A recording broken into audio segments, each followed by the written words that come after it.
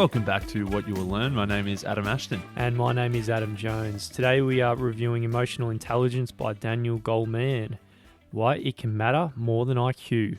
Now, as someone with a high IQ, it's important to get a bit of EQ in there every now and then.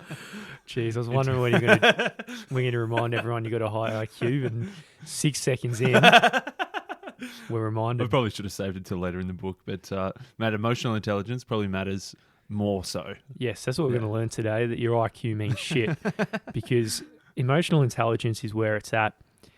Goleman kicks it off with a story about a bus driver, and we've all got this experience at some stage where the bus driver, just full of optimism and energy and happiness, just really infects you with the same kind of emotion. Then you go out for the rest of your day and you spill this emotion that you've been infected with on other people, and it's this positive feedback loop that can happen. Yeah, it can also very much work the other way. There are a whole bunch of people out there who are at the mercy of their impulse. They lack self-control. And Daniel Goleman says they suffer from this moral deficiency where one little thing can tick them off and set them off into a fit of rage, and it can really impact not just themselves and the rest of their day, but all the people around them as well. Anyone can be angry. That's easy, but to be angry at the right person, to the right degree, to the right time, for the right amount of time, for the right purpose and in the right way, that is not easy. That's a quote by your man Aristotle. He's a great man, and it is important because, it's very easy to just flick the switch and get really pissed off at somebody for doing something really small, but you got to realize that not everything deserves getting angry at. You need to be angry at the right person at the right time, and this is what all the emotional intelligence boils down to. We can be infected by a lot of the bullshit that's going on. If you pick up any newspaper, you're going to see a lot of turmoil and chaos that's happening around the world, and we don't necessarily have to be infected all the time by all this turmoil, and emotional intelligence is really the thing that's going to help you through all this mess. Daniel Goleman was a psychologist first and then later became a journalist. So in his role as, reporting on psychology, he's been seeing these growing trends. Firstly, that there seems to be more and more chaos around the world. This chaos dictated by emotional states and by people not being able to control their emotions. But at the same time, pleasingly, he's also seen this growing trend in stories about people being able to harness their emotions to become more empathetic, to become more self-aware, and use it in a positive sense. So this book, from his position as both a psychologist and a journalist, is about how we can harness our own emotions and better understand the people around us. It might be tough because if you think about our biological design, our circuitry is based on almost like 50,000 generations ago, not the last 500 generations and not the last 5. And our civilization is evolving at a much faster rate than our biological wirings can really deal with it. One of the biggest out-of-date neural alarms is the urgent message that comes from the amygdala, which is part of the fight or flight response. Back in the day, it might have been a lion popping up out, around the cave about to grab your kid. But today, we'll have the same emotional response by the boss giving you the look or telling you, you're about to cop it. Our ancient emotional brain takes in these signals and quickly kicks into an almost instant response in that critical few milliseconds. In the past, it served us well because it meant we could avoid the dangers or we could attack the tribe that was coming at us. But these days, it doesn't serve the same purpose because these split-second emotional reactions aren't going to lead us to the best outcome. Instead, if we were able to take a bit of a step back, a bit of a breather, and think a little bit more rationally about it. So whereas the amygdala is the part of the brain that is the fight or flight response that might be the thing out of date, the emotional manager, where all of your emotional intelligence is going to actually come from, is the prefrontal cortex, which is the thing that can actually manage all of your emotions and choose the right reaction and right response to fit the circumstance that you might be in. So Goleman tells a story of this student called Jason. He was a straight-A student. He was trying out to get into medical school. One day his physics teacher gave him an 80 on a quiz. Jason came back with a butcher's knife and stabbed it through his collarbone. So obviously, Jason, whilst he was incredibly smart, getting straight A's, he emotionally didn't have it together. That's probably an extreme example, but I think everyone can think of someone who's really, really book smart, but in the real world emotional sense doesn't quite have it all there. The subheading of the book is why EQ might be stronger than IQ, and I think if you look around, it definitely is the case. My experience at university, there's a lot of really, really, really smart people who got high distinctions in all their grades, high 80s, high 90s and everything. And yes, it was somewhat correlated to where they went after university, but I think their emotional intelligence 100% had a much bigger impact. How they can handle other people and relationships and the people they work with, that is a much bigger predictor about where they're going to go in the years following.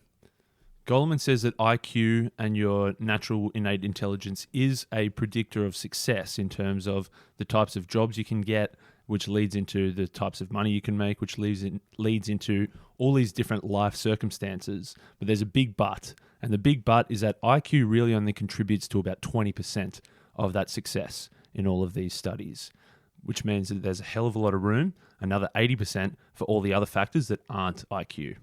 Yep. So sorry, Astro, your IQ is only contributing 20%, mate. But luckily, you got a bit of EQ in there mixed in. That's it. Reading books like this helps as well. Just bump that up a few points. Bump it up.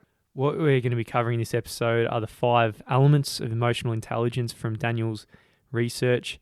And hopefully, by the end of the episode, you can understand what emotional intelligence is and drive your own EQ points up a few extras. The first element of emotional intelligence is self-awareness. And there's an old Japanese tale where a belligerent samurai once challenged a Zen master to explain to him the concept of heaven and hell. The monk replied with scorn, "You are nothing but an idiot. I can't waste my time with fools like you." So the samurai's honor had been attacked, and he flew into a fit of rage. He pulled his sword from his scabbard and yelled, "I could kill you for your impertinence." And that, the calm monk replied, is hell. Startled, the samurai realized that the master had just pointed out he was in this absolute fury. He was at the mercy of his emotions. And instantly the samurai calmed down, sheathed his sword, bowed, and thanked the monk for his insight. And that, the monk said, is heaven. It's a good story. I think it's a bit of a stretch getting it back to what self-awareness is. But what I think Daniel's saying is that the master is aware of her or his emotions in the first place. So being able to identify when the emotion is in hell and identify when it is in heaven. So this is what self-awareness is. Yeah, I think the samurai here, he instantly reacted. He sprung into action. He was about to attack and kill this calm old nice monk because he was purely the victim of his own emotions and these reactions. He wasn't self-aware to realize that this small feeling inside that had been triggered by the monk shouldn't necessarily lead to such an incredible reaction. And once he did become self-aware, he started to realize that how foolish, I guess, he would be to be a victim of such a small thing. Taking the analogy from the book Getting Past No, where we spoke about in negotiation at the very start, once you might get attacked, your ego or something, by the other person taking a certain kind of position, what you need to do in that terms of negotiation is go to the balcony, step outside your emotions and look at it as an objective point of view. And this is exactly what self-awareness is. When you see your emotions really ramping up, whether it might be anger or fear or anything like that, the way to diffuse it is by stepping out of them in the first place. When it comes to self-awareness and an understanding of your own feelings and emotions, there are really 3 levels that Daniel lays out that you could fall into. And I'm sure if you think about it, you know, I guess, one character from your life in one of each of these 3, and you can probably place yourself somewhere in each of these 3. The first level and the lowest level is what he calls engulfed. So these people, they often feel swamped by their emotions. They feel helpless to escape them. It's as if their moods have completely taken charge. They're not aware of their feelings. They feel lost in them. They don't really have any perspective, and as a result, they don't even try to escape their bad moods because they can't even possibly fathom a world where they could control their emotions rather than letting their emotions control them. So pulling through an analogy for this, say if you see your partner on the dance floor dirty dancing with this other random person that you've never seen before, if you're the person who gets engulfed in your emotions, you just go straight away. Your emotion of rage comes through, and you run on the dance floor and you're aggressive toward the other person, and you might end up in a bit of a fist fight or something. Mate, that example came very fresh to your mind extremely quickly. You didn't have to think about that one for too long. Yeah, that was quite specific, wasn't it? Yeah, maybe sometime my not too distant past. Not really. The second level is accepting. So while these people So this might be a person who's not just accepting of what they're feeling, but also of their moods, but they don't really try and change them. So there seems to be two branches of the accepting type: those who are usually in good moods and have little motivation to change them, or people who, despite the clarity of their moods, are susceptible to bad ones, but just accept them anyway. So in this case, on the dance floor, they just go, oh, they're doing it again. And just accept it. Cop it. And then the third level is self-aware. So these are the people who are aware of their moods, much like the second level. They're aware of their moods, but the difference in the third level is that these people understand some of the sophistication and some of the complexity behind their moods. And with this clarity, they're able to take some steps, take some action in towards managing their moods. So in this case, you're looking at them dancing on the dance floor, grinding up, and you can really look at your moods a bit objectively and start understanding, maybe it's a cousin or something. The analogy's starting to fall apart. Yeah, I know. I shouldn't have pulled this one through, eh? Anyway, they're the three levels that we can all have. Engulfed isn't good, just accepting your emotions as is. And third, being actually self-aware. And once you are self-aware, you can actually control your emotion, and your prefrontal cortex is the one involved, not your amygdala. So then you can really strategize for what the appropriate action is given the circumstances are. The second aspect of emotional intelligence is managing emotions. We're leaving the story of the dirty dancing cousin hooking up with you. Leave that behind. We'll leave that one behind. But really the sense of self-mastery, of being able to withstand the emotional storms the fortune brings you every day, is absolutely huge. Rather than just being passion slave and then being pulled along by whatever emotion you have and just dragging you along through life. This is something we need to avoid, and this is what managing emotions is all about.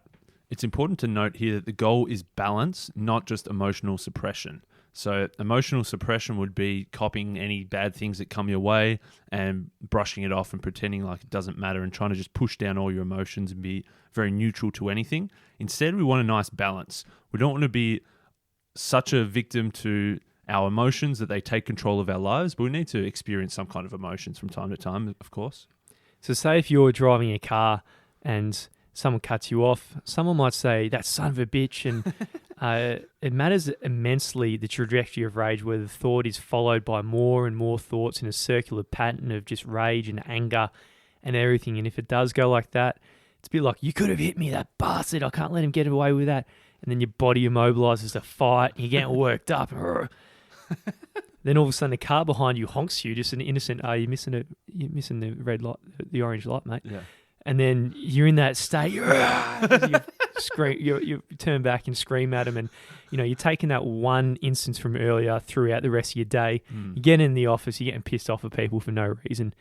Compare that with someone who cuts that thought off at the very roots as soon as it actually happens. Yeah, by contrast, you might be able to think a little bit more objectively, I guess, about the situation and realize that it's not a personal attack on you. They didn't consciously look you in the eyes and think, yeah, screw you, I'm going to cut you off here. Maybe they didn't see you. Maybe they had some good reason for driving so carelessly. Maybe they had some medical emergency to get to. Maybe they were busting to take a piss and they're just in a rush themselves. If you can take a step back and manage your emotions from that perspective, you're going to obviously drive a lot better in that instance, but you're also then the rest of your day isn't going to be so detrimentally impacted by this sense of road rage. The model for de-escalating anger when it arises is to cool off psychologically by waiting out the adrenal surge in a setting where it's not likely to further have these triggers. So during the cooling off period, the angry person can put on the brakes of the cycle of hostile thoughts by seeking out distractions. So distractions are a really good, powerful mood altering device.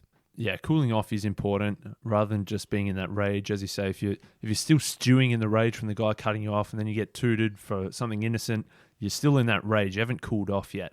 Things like, taking a long walk or going for some exercise are always good ways to detach yourself from that angering, rageful situation and take a step back.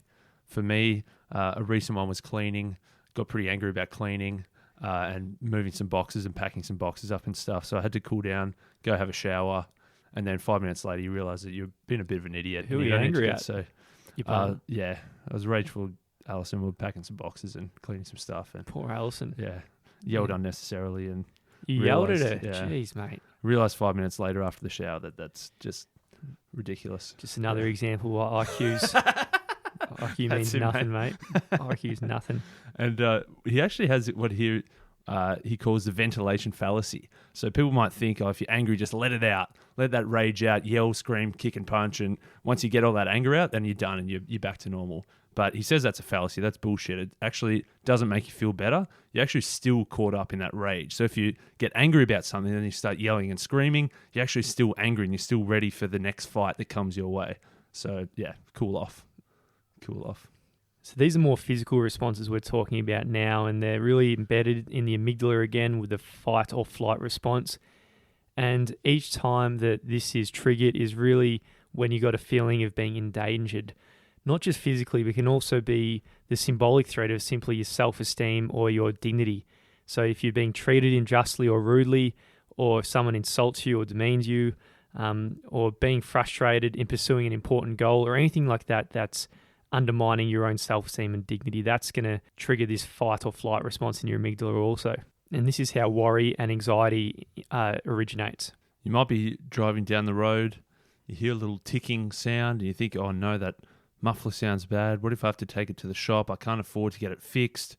The mechanics always rip me off. I'm going to have to take money out of my kid's tuition fund. What if I can't afford it? I got this bad school report last week.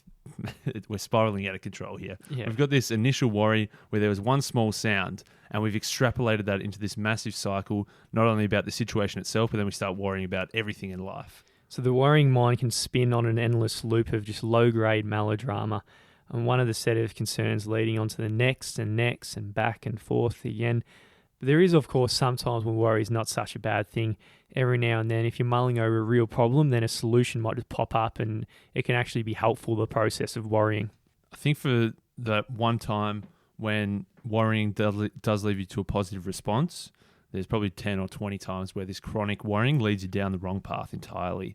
So we're spinning out of control. We're almost worrying for the sake of worrying. We're extrapolating these small things into massive problems. And some suggestions might be just stop worrying. Yeah, it doesn't work. It's a very easy thing to say. If someone's worrying, just say, just stop worrying about it. It doesn't matter that much. It's easy to say, but it's very, very hard for someone who's caught in that doom spiral of worry to just stop. It's pretty shit advice, isn't it? Yeah, it's a shocker. It's like just I've had sometimes trouble trying to get to sleep, and be like, the more you try to sleep, the more difficult it is to sleep, and then it's just a negative feedback loop. Or I think might be stepping out of bounds here a little bit, but even with your partner or whatever, being a male, when you get in your brain, you're like, come on, get get it done. get strong. It goes the other way. Don't you reckon? Yeah, I think there's a bit of that as well, yeah. Yeah, it's not just me. Yeah. So moving back to what worry really is, there is a solution to the chronic worrier, and the first step is really to self-awareness. If you just take a step back and catch the worrisome thought episode at the very start as it begins, you can really try and catch it off and cut it off if you just take the rational mind to it almost, to just see how ridiculous this loop is spiraling and the direction it's going. Yeah, to just add another analogy, I guess it's like there's snowball rolling down the hill. If you can pick that little tiny snowball up at the start, it's going to be a lot easier than the big boulder that's coming at you at the very bottom of the hill. It doesn't explicitly say this in the book, but I think the biggest one towards self-awareness is definitely meditation. I think personally, whenever I've gone through that worry moments, if you can just take a 15-minute meditation, look at the brain and look at the train of thoughts going around it, it really is the thing that just cuts off the worry entirely. So it might be anger, might be fear, or anything like that. But I feel like meditation is an antidote to a lot of this emotional intelligence. The third aspect of emotional intelligence is all about motivating yourself. What seems to set apart the people at the very top of their competitive pursuits compared to the others of, mostly very, very similar abilities is the degree to which they can motivate themselves. So it's all about the ideas of adopting regular practice routines for years and years and years, and two people who begin at the same point can end up at very different levels of success. The doggedness that you might have toward your goals is an emotional trait. How easily you quit and how easily you might stick through a project and get through the end. And if you stick long enough, you might get through to the benefits of scarcity and be sitting on a lot of value. But again, this all comes down to motivating yourself, which is an emotional part of emotional intelligence. It's all about impulse control. And there's a very, very, very famous study by, I believe his name is Walter Mischel, who had the marshmallow test. He took these 4-year-old kids and put them in a room, and the researcher came in and plopped a little marshmallow on the table and said, "Oh, hey, I quickly got to run out of the room and grab something. I'll be back in a few minutes. When I come back, if this marshmallow is still sitting here, I'll give you another one so you can have 2. So waiting a couple of minutes can mean going from 1 marshmallow to 2. And of course, a marshmallow sitting there, plump, juicy, sweet little marshmallow, is a very tempting thing for a 4-year-old. Some of them caved and ate it straight away. They missed out on their second one. Some of them were able, through various different methods, to resist that temptation and wait those extra couple of minutes. Maybe they closed their eyes. Maybe they started just sniffing the marshmallow but didn't go the full way. And when the researcher came back, they were rewarded with a second one. So this is an example of delaying gratification, which is an eternal battle between impulse and restraining yourself. And quite interestingly, you might think, oh, they're just 4 years old, it doesn't really matter. But it had massive impacts on these people for the rest of their lives. Those who resisted the temptation at only the age of 4, when they got to the stage of adolescence, they were much more socially competent, personally effective, self-assertive, and better able to cope with all the frustrations of life. And ultimately, this links back to those elements of success. If you can defer the gratification as long as possible, if you can go through something a little bit uncomfortable now, you get the much bigger results at the end. So maybe rather than going to that party, you stay at home and do a bit extra work, or maybe instead of sitting on the couch, you go and hit the gym, and eventually all these small instances of ignoring or resisting the temptations lead to the big reward at the end. Yeah, so you can take it to anything investing rather than going to purchase that little bag now or your shoes or anything. You put in the stock market, and then in 10 years' time, you can buy 2 pairs of shoes, which is really the exact same thing.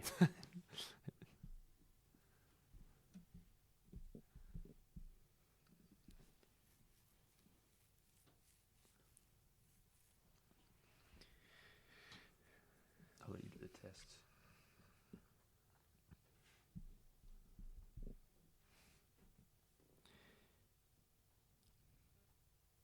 Another part of motivating oneself is all about how your mood affects your performance and controlling your moods.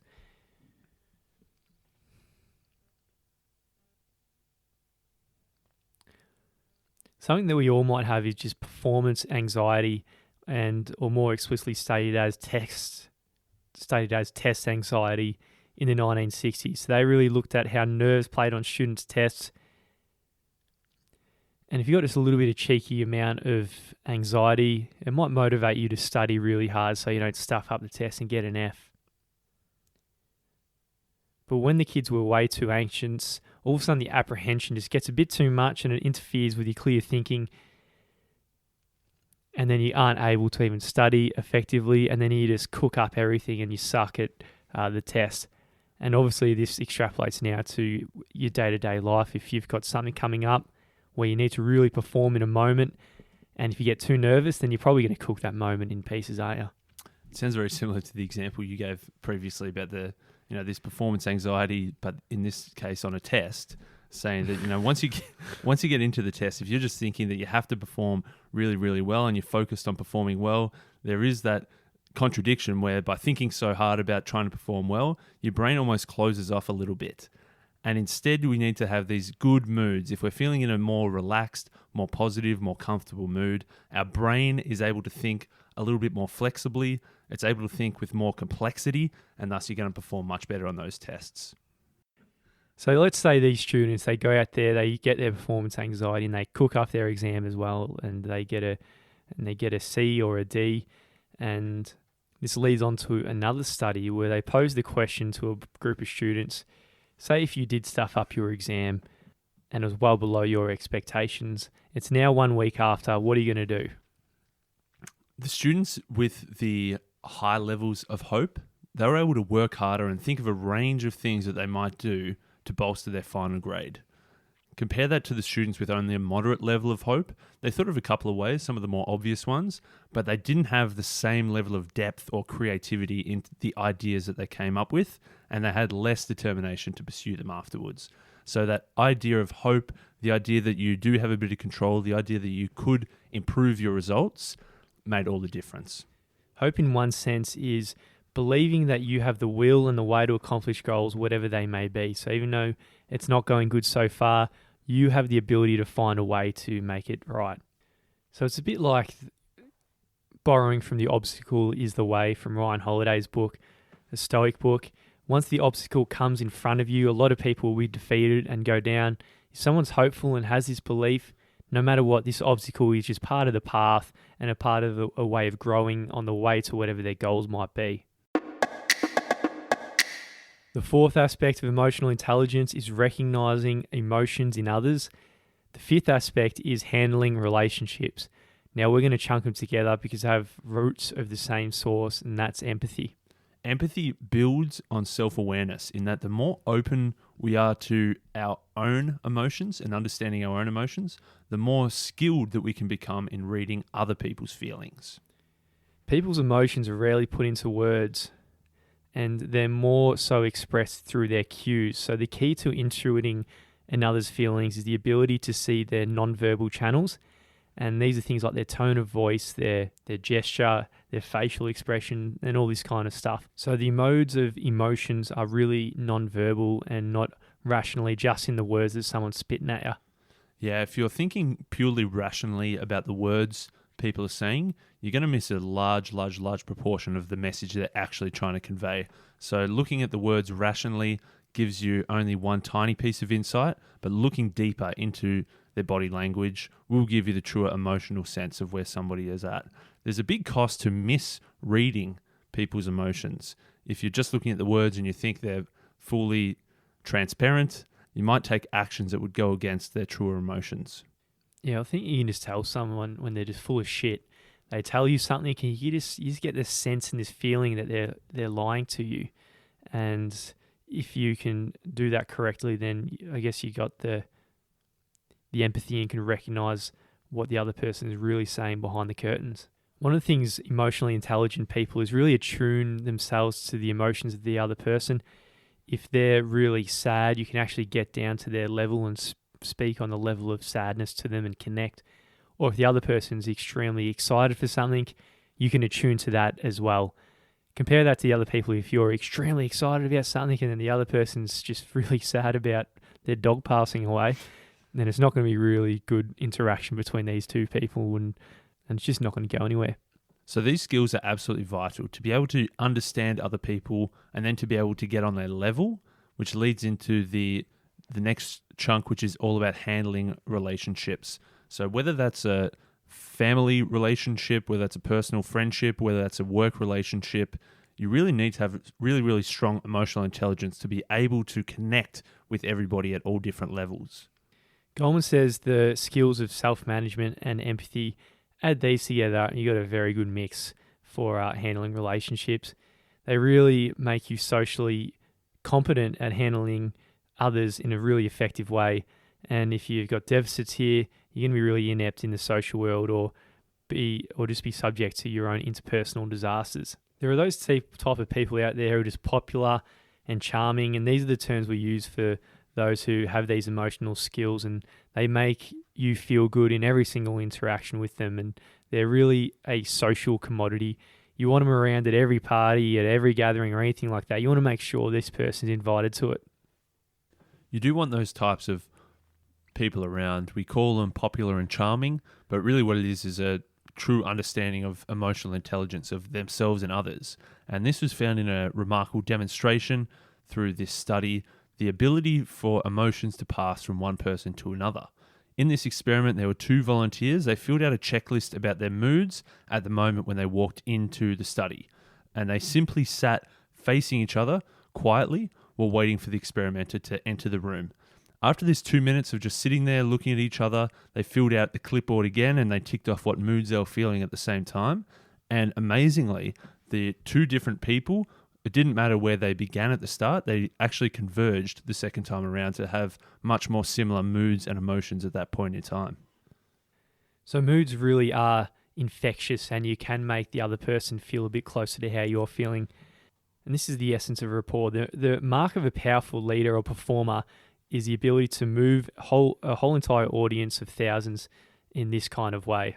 And by the same token, the people who suck at receiving and sending these emotions, they're just really awkward and uncomfortable to sit down with but at the same time, you can't really articulate and put your finger on why it's the case.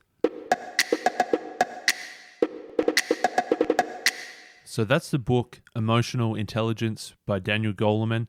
It's a wildly popular book, and rightly so. IQ had been a thing for tens and hundreds of years where people understood IQ, they were able to study IQ, they were able to link IQ to various levels of success. But it was only much more recently, like in the 90s, I believe, that this EQ idea, this emotional intelligence, started to become more and more popular. And so as a bit of a recap, the first element of EQ is knowing your own emotions. It was that idea of self-awareness, recognizing a feeling when it happens and understanding the impact it could have on you. The second aspect was managing emotions. So you're aware of your emotion now, and now you're managing it in a certain way. So handling feelings so they are appropriate to whatever the circumstance is the ability that is just building on this self-awareness for your emotional intelligence. The third important aspect was motivating yourself. It turned out that the big difference in the levels of success in people came down to the small behaviors they took and the ability to which they were able to motivate themselves. And we talked about the marshmallow test, where the idea of that delaying gratification, rather than having one marshmallow now, you might be able to get two later. And the fourth was recognize emotion in others, and the fifth was handling relationships, both with their roots in empathy and being able to understand the emotions of the other person and to tune your emotions to theirs so you can actually have a connecting experience.